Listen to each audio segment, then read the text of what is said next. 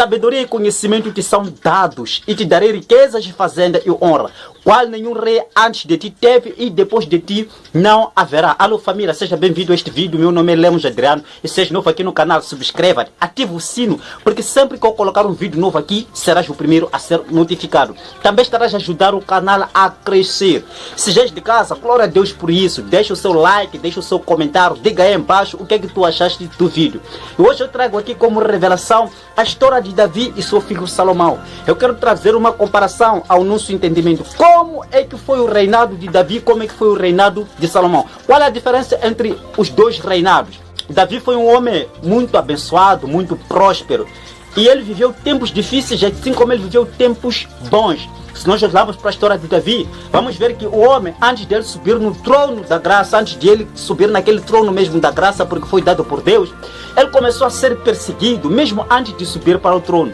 Quando o homem sobe no trono, Davi era muito espírito, de tal forma que ele escreve todo o Salmo. O Salmo é um dos livros, qual, se não for o único, é o único livro da Bíblia que tem muitos capítulos. O homem escreve todos aqueles salmos, sempre que ele entendia, sempre que ele sentia que amava a Deus, sempre que ele passasse por momentos assim, ele escrevia um salmo, ele levantava os seus braços, adorava a Deus.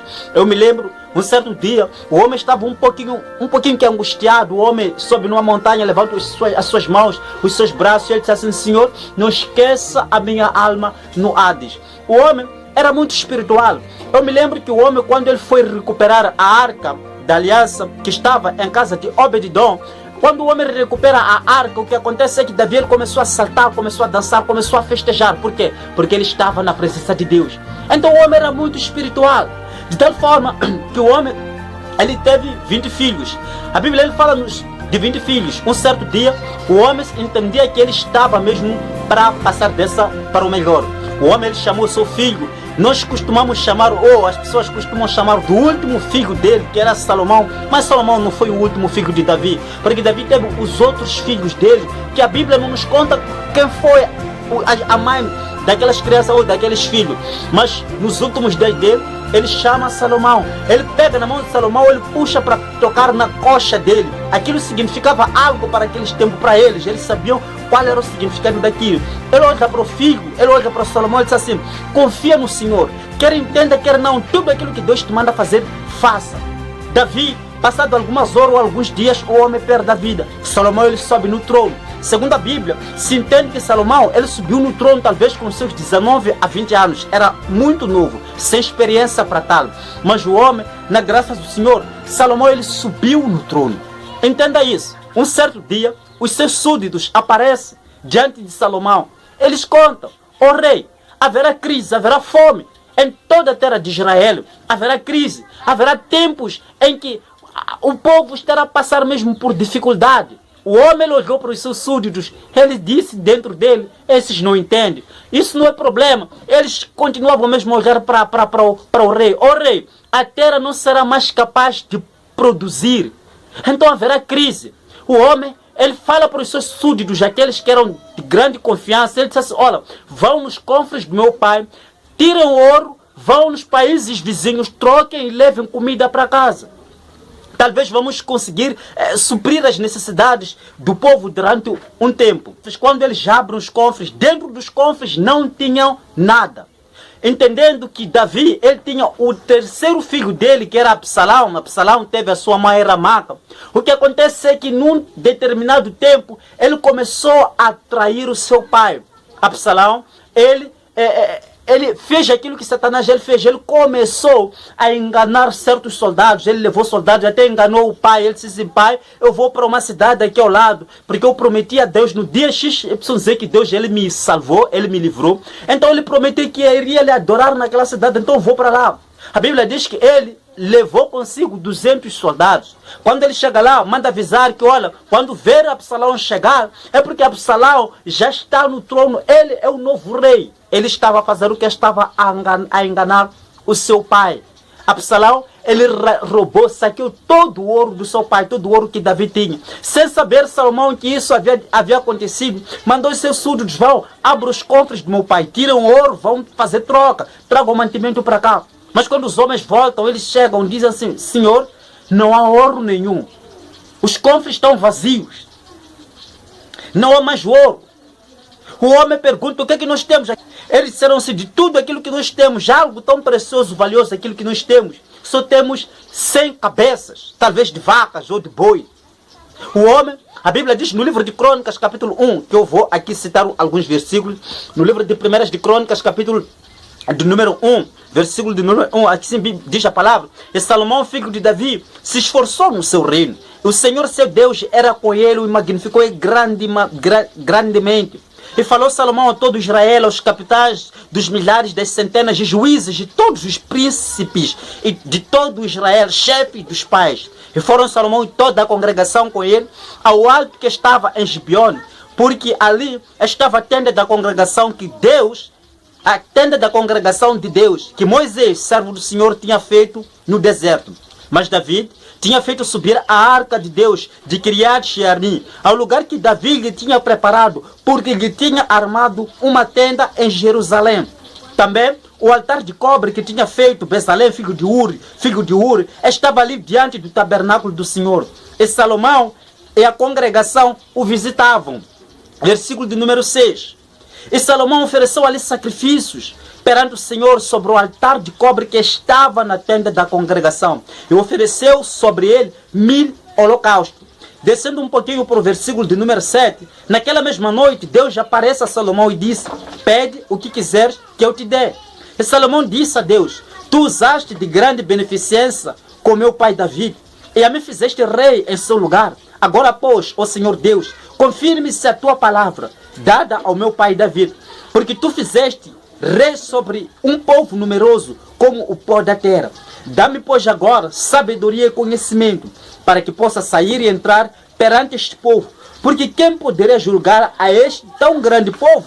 Então Deus disse a Salomão: porquanto houve isto no teu coração, e não pediste riqueza, fazenda, honra, nem a morte dos que te aborrecem, nem tampouco pediste muitos dias de vida, mas pediste para ti sabedoria e conhecimento, para poder julgar o meu povo, sobre o qual te pus rei.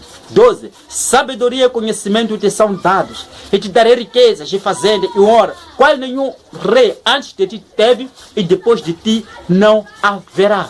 Entenda isso. A Bíblia diz que Salomão, ele chama os principais dos sacerdotes, ele chama os chefes de bloco, chefe de bairro, ele chama os governadores, os primeiros ministros, ele chama os pais das famílias, ele leva junto com ele aqueles líderes para em cima de uma montanha, naquela montanha onde eles adoravam o Senhor.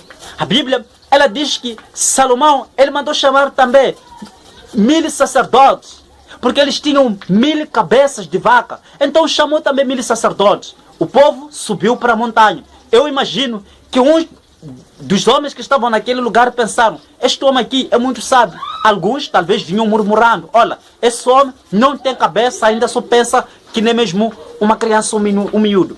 Mas o que acontece é que eles subiram. Quando chegaram naquele lugar, o rei sentou-se. Começou a se fazer todo o plano. Começou a se fazer sacrifício naquele lugar. Cada sacerdote com seu altar e sua cabeça. Queimaram. Entenda isso. Quando se queima um pneu, e olhando para o céu, vê-se só escuridão, vê-se só um fumo preto. É o que aconteceu naqueles dias. O homem Salomão, coitadinho dele, ele olhava para o céu, talvez esperava ouvir a voz de Deus a clamar do céu, ouvir a voz de Deus a gritar, Deus a dizer: oh Salomão, estou aqui. Mas nada disso ele ouviu, nem chuva, nem sinal no céu, não viu nada. A Bíblia diz que tempo depois de terem ficado naquele lugar, o homem ele mandou todos que descessem da montanha, e todos desceram. O homem chegou naquela noite, ele entrou naquele mesmo dia, ele entrou no seu quarto. A Bíblia diz que Deus lhe apareceu. E a Bíblia não diz que Deus se entrou do teto ou da terra. Não diz se entrou talvez da porta, ou da janela ou da parede. A Bíblia diz que Deus, ele entrou naquele lugar onde Salomão estava.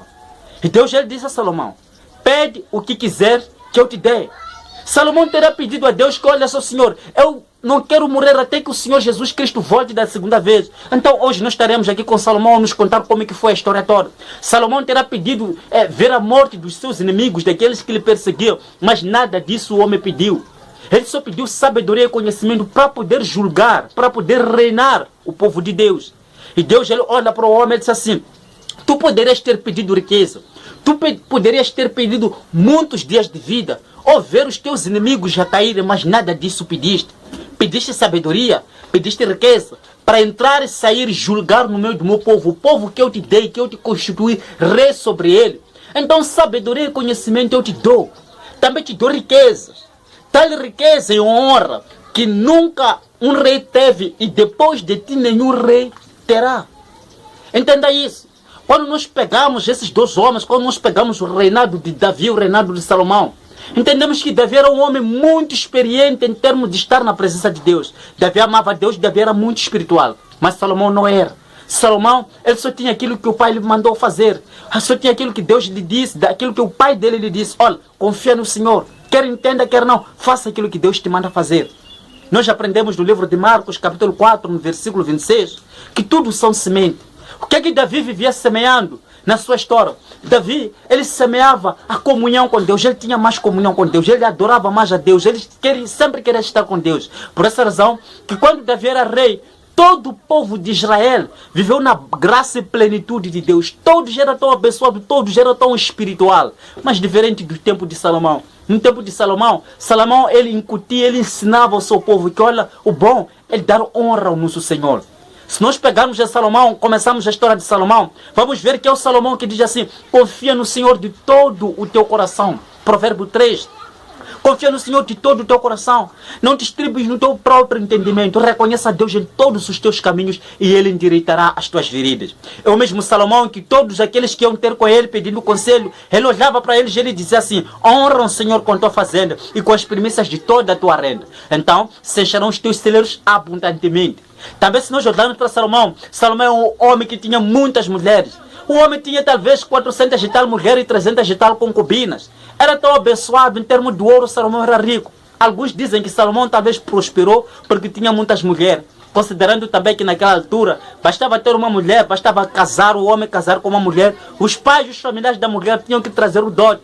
E dote naquela altura não era dinheiro simplesmente como os nossos dias de hoje. Eles traziam ouro. Por essa razão que naqueles tempos Salomão ele prosperou. E Jesus ele voltou a frisar isso. Que nunca houve e nunca haverá um homem próspero que Salomão. O que nós temos que aprender com isso é que nós não temos que só viver e fazer aquilo que Davi fazia, ou viver e fazer aquilo que Salomão fazia. Não, nós temos que viver fazendo aquilo que os dois faziam. O que é que Davi fazia?